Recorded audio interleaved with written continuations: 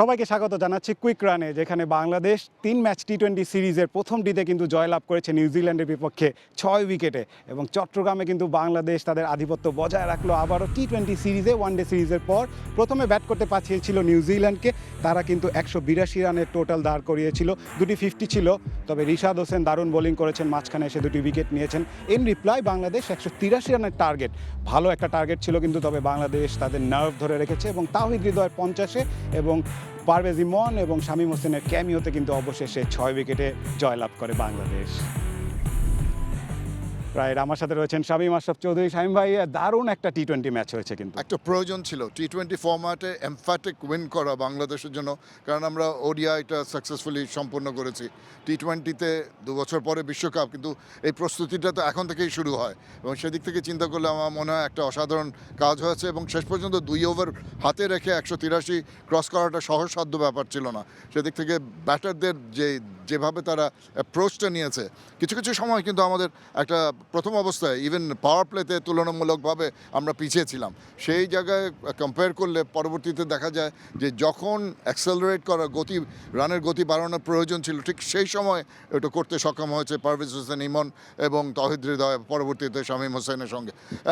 অগেস well, এটা কিন্তু বাংলাদেশ ক্রিকেটের জন্য, এই ফরম্যাটের জন্য একটা দারুণ ব্যাপার, কারণ অনেকে বলতে পারে নিউজিল্যান্ডের অতটা শক্তিশালী দল না, কিন্তু তারা they put the runs on the board এবং অল্প স্বল্প রান না, 180-র উপরে যখনই রান ওঠে তখন যারা চেস করে তাদের উপর একটা স্কোরবোর্ড প্রেশার কাজ করে, যেটা আমরা তানজিদ তামিমকে হয়তো একটু বিচলিত হতে দেখেছি, কিন্তু পরবর্তীতে যে স্বাচ্ছন্দ্যের সঙ্গে তারা ব্যাট করেছে এবং উইকেটকে সত্যি কুডোস দেওয়া লাগে। এই উইকেটটা পারফেক্ট স্পোর্টিং উইকেট এবং ব্যাটাররা মানে ব্যাটিং প্যারাডাইস বলতেই হবে। রাইট, শুরুতে কিন্তু নিউজিল্যান্ড দুর্দান্ত শুরু করছিল ব্যাট হাতে এবং এক পর্যায়ে তারা 71 রান ছিল 1 উইকেটে 7 ওভারে। যখন রিশাদ বোলিং আসেন 8ম ওভারে, তখন থেকে কিন্তু শামীম ভাই ধীরে ধীরে গেমের সিনারিটা চেঞ্জ হতে থাকে।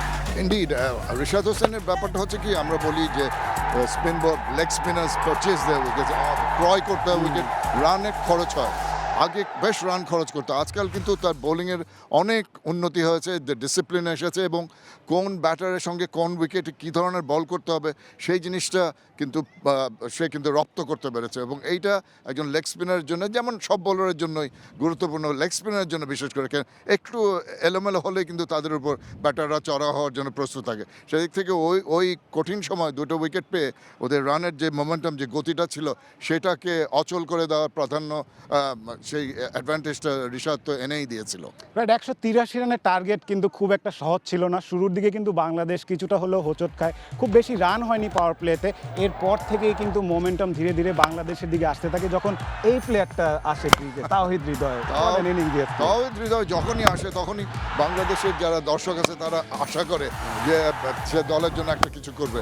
সবসময় তো এটা ক্রিকেট তো অনিশ্চয়তার খেলা, গরুমা অনিশ্চয়তার খেলা, সবসময় যে সে প্রডিউস করবে, কিন্তু এই ক্রুশিয়াল মোমেন্টগুলো, যেই খেলাগুলি কষ্টকর, যে খেলাগুলোর জন্য নিজের স্কিল সেটস দেখাতে হয়, তার সঙ্গে সাহসী ব্যাটার এবং তার মারা স্টাইলে, তার খুব কম্প্যাক্ট ব্যাটার, তার মুভমেন্টে যখন সামনের দিকে এগিয়ে গেল, তার ব্যালেন্সটা যখন শটটা খেলে যে ব্যালেন্সটা প্রয়োজন হয় একটা পারফেক্ট টাইমিং এর প্লেসমেন্টের জন্য, সেটা তাওহিদ হৃদয়ের আছে, গায়ে তো জোর আছে এবং সব কিছু মিলিয়ে কমপ্লিট ব্যাটিং প্যাকেজ, পার্টিকুলারলি এই ফর্ম্যাটের জন্য।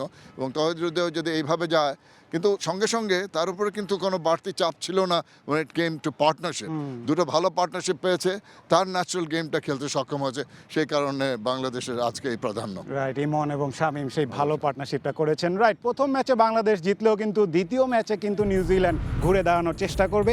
একদিন পরে কিন্তু এই চট্টগ্রামের মাটিতেই বাংলাদেশ এবং নিউজিল্যান্ডের দ্বিতীয় টি-20 ইন্টারন্যাশনালটি অনুষ্ঠিত হতে যাচ্ছে এবং আমরা আশা করছি আরও একটি এক্সাইটিং একটা এনকাউন্টার হবে। শামীম ভাই, হ্যাঁ, আশা করছি এনকাউন্টার হবে। একটু প্রবলেম আছে যে ওয়েদার ফোরকাস্ট পূর্বাভাসে বলছে যে বৃষ্টি হতে পারে, আমি আশা করবো যেন বৃষ্টি না হয় এবং একটা সম্পূর্ণ খেলা দেখতে পারি এবং বাংলাদেশ দ্বিতীয় ম্যাচেই যেন যে লিডে চলে যেতে পারে, 2-0 লিডে চলে যেতে পারে, সেটাই আশা করছি। ধন্যবাদ শামীম ভাই। ধন্যবাদ। রাইট, আজকের মতো এখানেই শেষ, তবে একদিন পরে কিন্তু আমরা আবার ফিরছি। Until then, have a good night.